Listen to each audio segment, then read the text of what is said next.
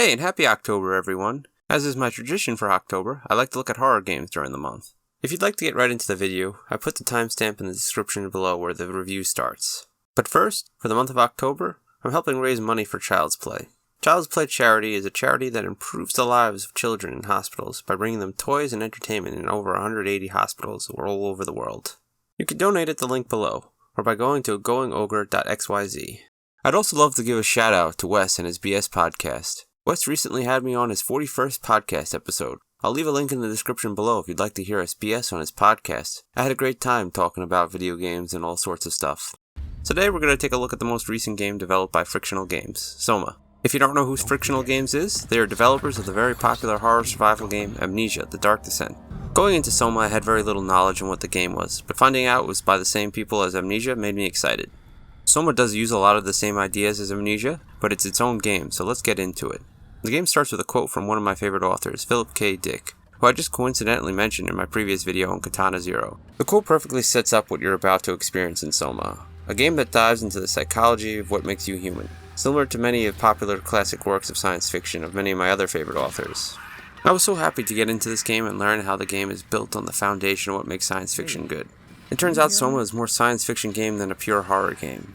I was pleasantly surprised by this as a huge sci-fi fan myself. The story starts with you going to visit a doctor about an issue your character has with his brain. You know, the normal "my brain is bleeding" problem. It's just my brain can't stop bleeding from the accident. Once you get to the doctor, he performs a scan of your head, and once it is completed you wake up in a completely new location, with no one around to explain where you are or what has happened. It turns out you woke up in post-apocalyptic Bikini Bottom, or something like that, I'm not sure. I do know I'm underwater, it's about as scary as SpongeBob, and I could visit Rock Bottom, so it must be Bikini Bottom. The gameplay style is similar to Amnesia, in that you walk around and you can pick up and interact with most objects in the world. It's an adventure game, where you must go around and solve puzzles while under constant pressure of being attacked by unknown and creepy monsters. The puzzles themselves are never all that challenging. It's generally pretty straightforward on what to do. You just need to explore the area fighting through your fears, and find what you need to advance. So while it's not challenging, the world building it provides by forcing you to explore is great. There are a few examples of times I got stuck trying to figure out how to advance to the next area, as I overlooked small PCs you can interact with along the way, though for most of the part, I had no issues. The game uses exploration to build an amazing and terrifying atmosphere. While some of the horror does come through jump scares, it's not as frequent as Amnesia can be, nor do I think it's as scary as Amnesia was. But that might be me. I find horror funny, not scary. I know a few people who found Soma to be quite terrifying for themselves that played it, so I don't think it will be a cakewalk either. If you do get scared, don't worry, you can always defend yourself with a nice skull. It makes for a great defense. Or not. But I think the horror in this game overall is better, because it has so much more to it than jump scares, and as much fun as Amnesia was, I found Soma to be a much stronger game.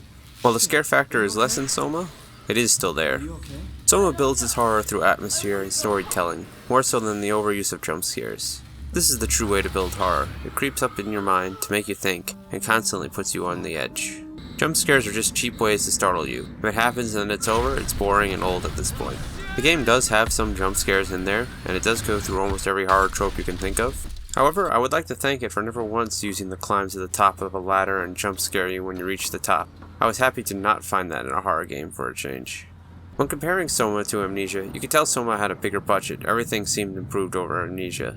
The graphics looked incredible, the game controlled even better, and the story was much stronger. This might be because of my love of science fiction stories, but this story was so perfectly woven into the world, and it was well told. It does the classic science fiction storytelling, in which we look at a bleak future and delve into the deep psychological questions. Soma does a great job of this. It's just like the opening quote of the game hints at. We look at what is the reality of human existence, what makes you human, and at what point do we stop being human. When it comes down to it all, if you like Amnesia, sci-fi, adventure games, or horror, you should absolutely check out Soma.